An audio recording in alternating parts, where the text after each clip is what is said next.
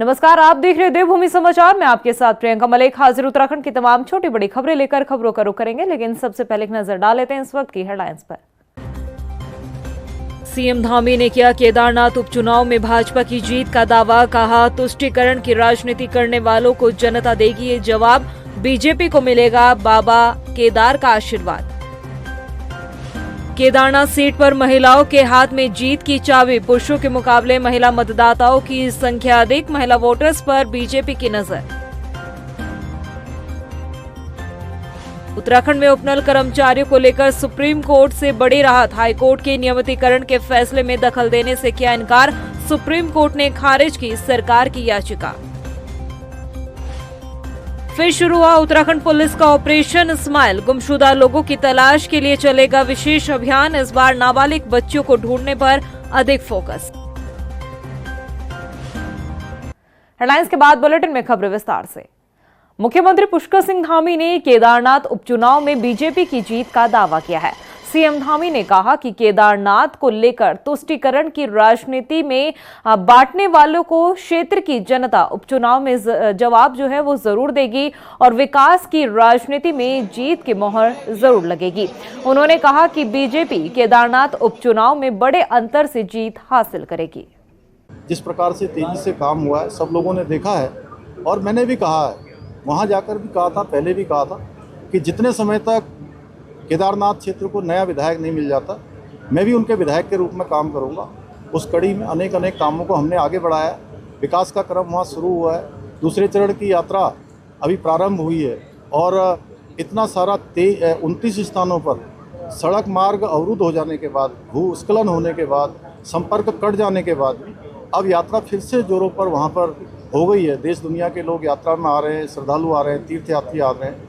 केदारनाथ उपचुनाव का बिगुल बज चुका है। तारीख के ऐलान के साथ ही सियासी दलों ने अपनी अपनी तैयारियां और भी तेज कर दी है।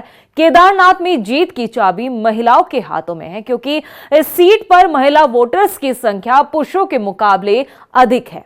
ऐसे में बीजेपी ने महिला वोटर्स का समर्थन जुटाने के लिए खास रणनीति बनाई है। ये रिपोर्ट देखिए।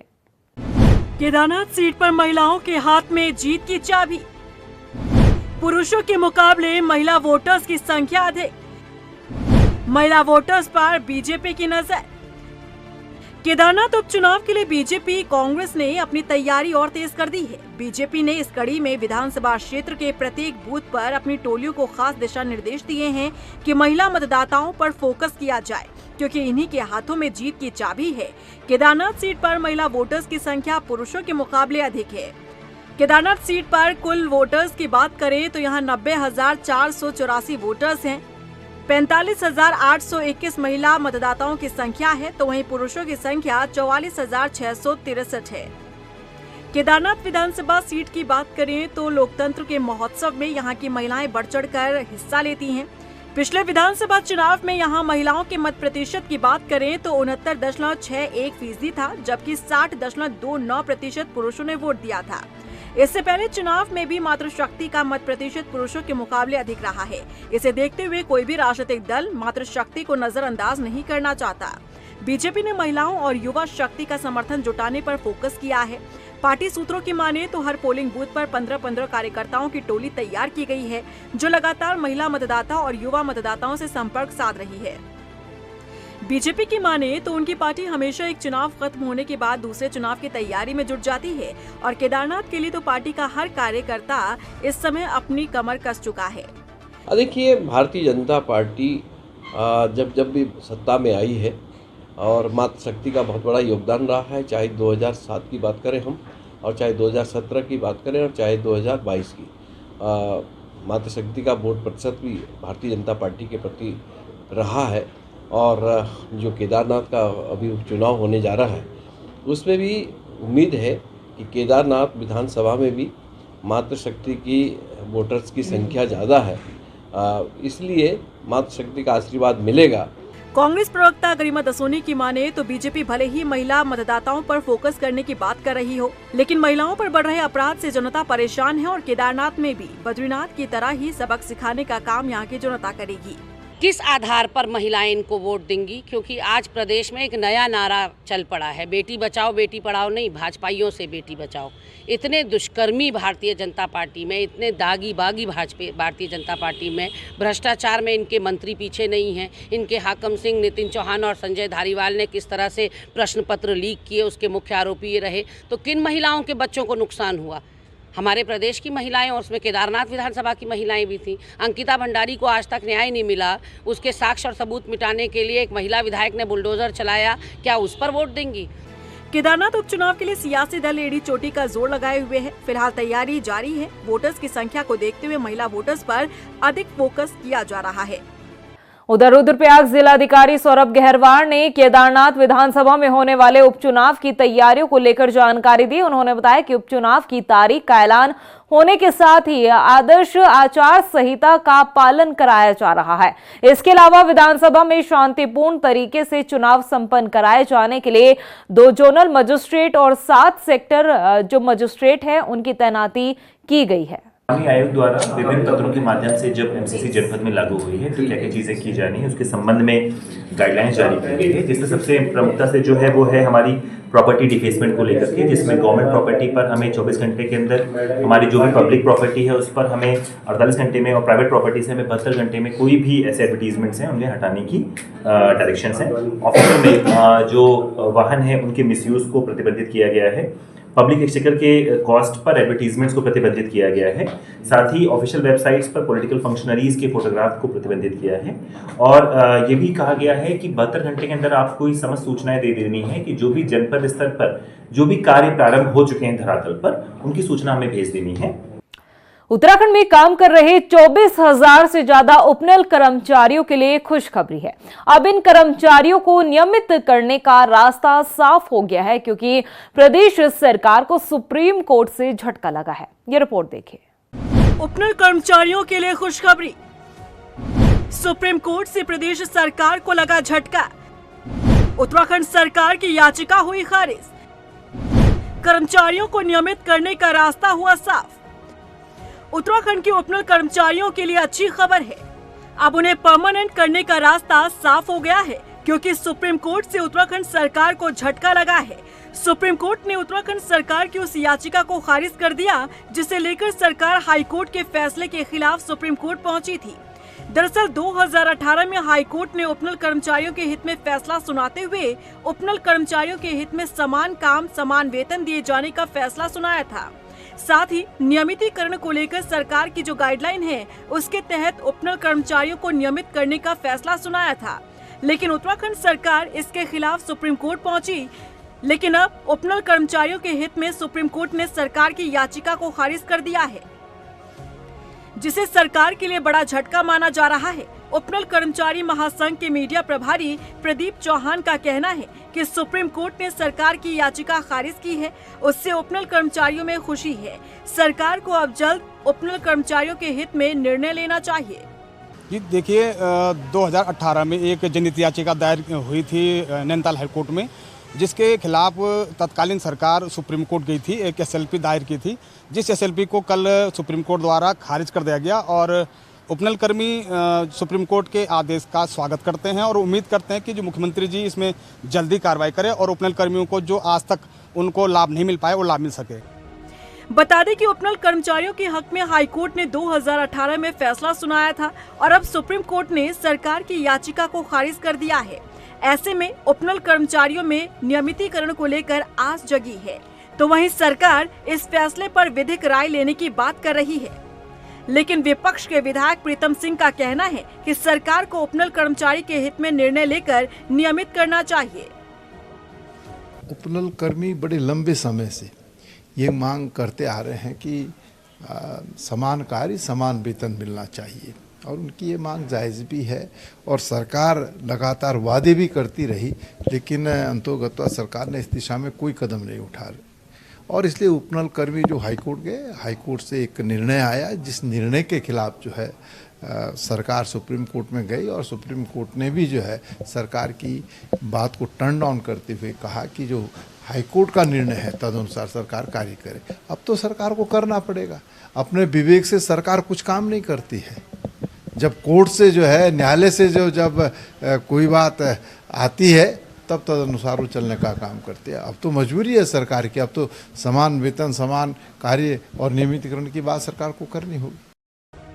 ओपनल कर्मचारियों की लंबी लड़ाई रंग लाती दिख रही है। सुप्रीम कोर्ट से सरकार को झटका लगा है। ऐसे में देखना होगा कि इस दिशा में सरकार आखिर क्या कदम उठाती है। विश्व खाद्य दिवस के अवसर पर देहरादून स्थित राजभवन में राज्यपाल गुरमीत सिंह ने सिकंदर बेकरी उत्पादों की नई श्रृंखला का अनावरण किया है। इस मौके पर कैबिनेट मंत्री सतपाल महाराज भी मौजूद रहे। सिकंदर बेकरी उत्पादों की श्रृंखला में सिकंदर केक, पेस्ट्री और कुकीज को शामिल किया गया है। उन उत्पादों को तैयार करने में हिमालय क्षेत्रों की विशेष सामग्री का इस्तेमाल किया गया है। ये बेकरी उत्पाद महान त्रिकोणमिति विशेषज्ञ राधानाथ सिकंदर की स्मृति को समर्पित है, जिन्होंने माउंट एवरेस्ट की ऊंचाई को मापने में महत्वपूर्ण भूमिका निभाई थी। राज्यपाल ने विश्वास जताया कि इन उत्पादों के माध्यम से उत्तराखंड के स्वाद, संस्कृति और परंपराओं को एक नए आयाम मिलेगा। आज सबसे पहले तो मैं वर्ल्ड फूड डे की शुभकामनाएं और हार्दिक बधाई देना चाहता हूं। और जहाँ तक बात रही फूड की, तो उसके अंदर में देहरादून उत्तराखंड का अपना ही एक अलग स्तर है, अलग नाम है और बहुत बड़ी पहचान है। आज बहुत सुंदर लगा कि आज हमने राधानाथ सिकंदर जी, जिन्होंने माउंट एवरेस्ट का मापन किया था, उनके नाम से पेस्ट्रीज और केक बनाया। खाद्य दिवस वर्ल्ड फूड डे पर आज राजभवन में माननीय राज्यपाल महोदय की उपस्थिति में कार्यक्रम आयोजित किया गया और मैं आज विश्व खाद्य दिवस की बहुत बहुत शुभकामनाएं सबको अर्पित करता हूं। और इसमें हमने 3 पेस्ट्रीज गढ़वाल, कुमाऊनी और जौनसारी पेस्ट्रीज को लॉन्च किया है। देहरादून में पब्लिक ट्रांसपोर्ट में लगे वाहनों को सीएनजी पर शिफ्ट करने की तैयारी अब और भी तेज हो गई है।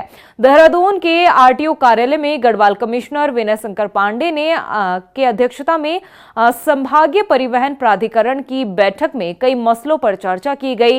इस बैठक में बस स्टैंड की संख्या को बढ़ाने और उनकी देखरेख को बेहतर बनाने के भी निर्देश दिए गए। इसके साथ ही देहरादून से मसूरी के लिए शटल सेवा शुरू करने की भी तैयारी की गई है।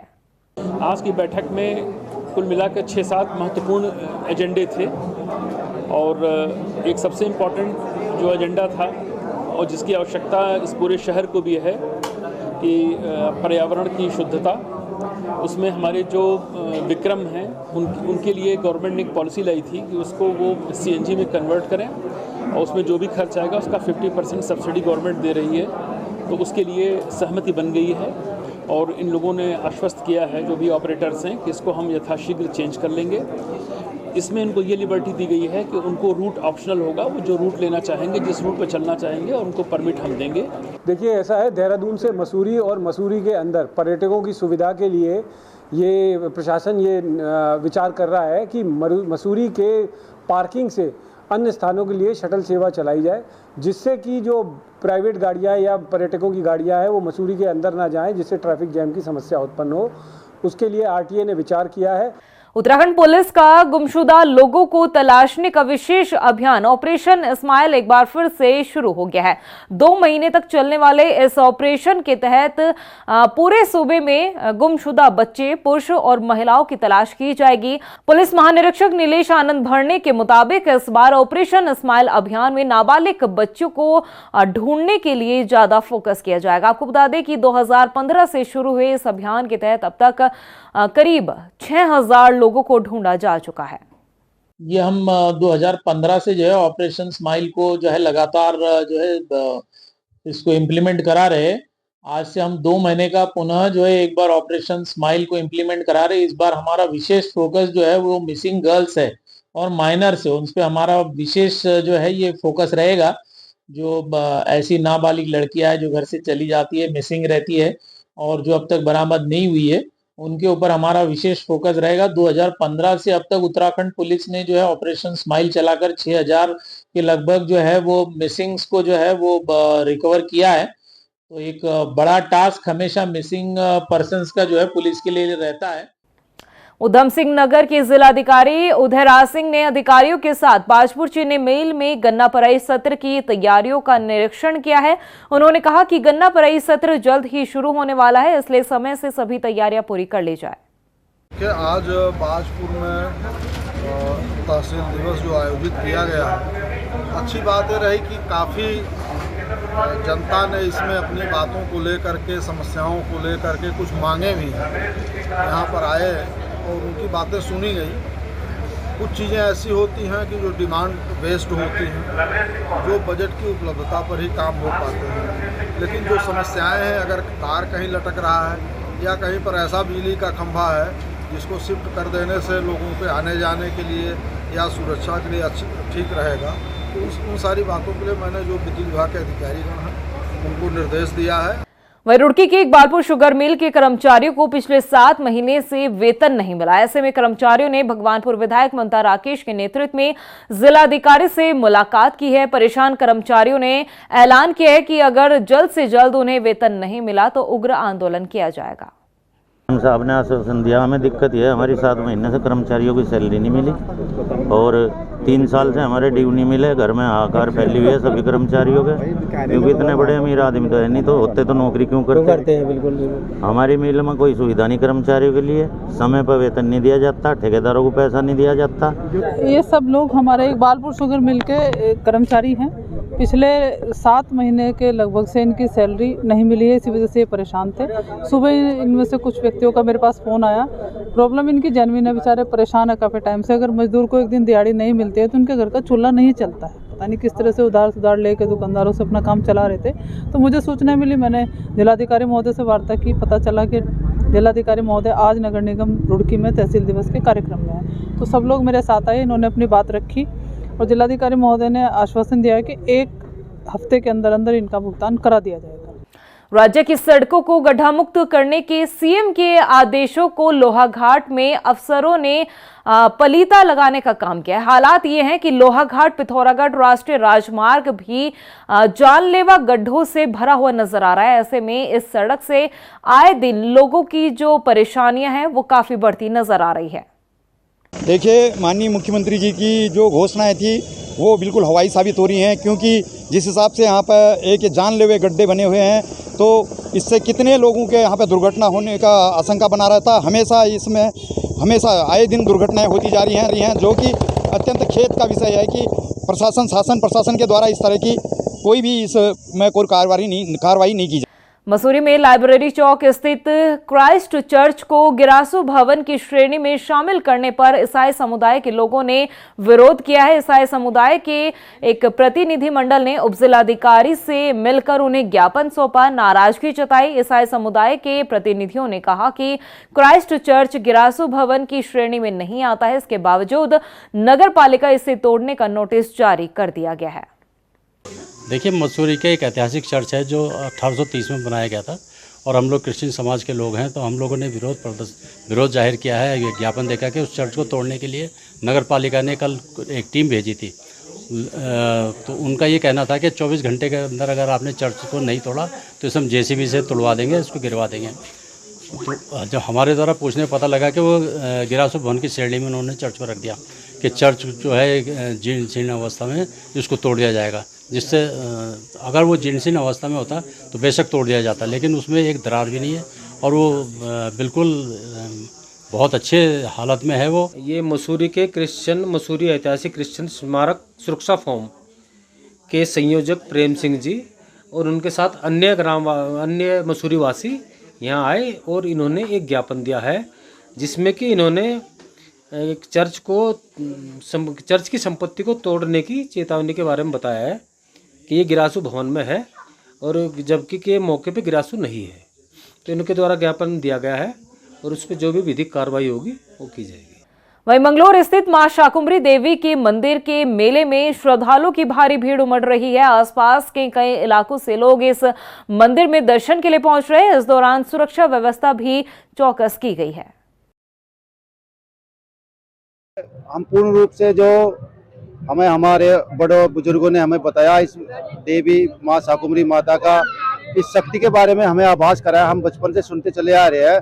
जो हमारे इस यहाँ क्षेत्र में शक्ति का आभास हुआ और जब से इस सिद्धपीठ मंदिर की स्थापना कराई गई उस उपलक्ष्य को लेके, तो उस दिशा में लोगों का और भक्तों का दूर दराज से यहाँ से आने वालों की आस्था इस तरह से प्रसिद्ध है, क्योंकि लोग जो भावनाएं और मनोकामनाएं लेकर आते हैं वे उनकी मनोकामनाएं पूरी होती है। और प्रदेश की खबरों में इतना ही, फिर हाजिर होंगे कुछ खास खबरों के साथ। तब तक के लिए मुझे दे इजाजत, लेकिन जाने से पहले एक नजर हेडलाइंस पर। नमस्कार।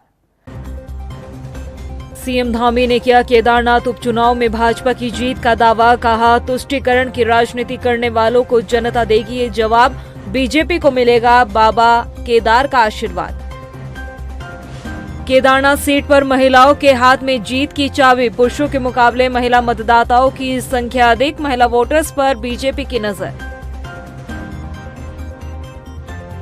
उत्तराखंड में उपनल कर्मचारियों को लेकर सुप्रीम कोर्ट से बड़ी राहत, हाईकोर्ट के नियमितीकरण के फैसले में दखल देने से किया इनकार, सुप्रीम कोर्ट ने खारिज की सरकार की याचिका।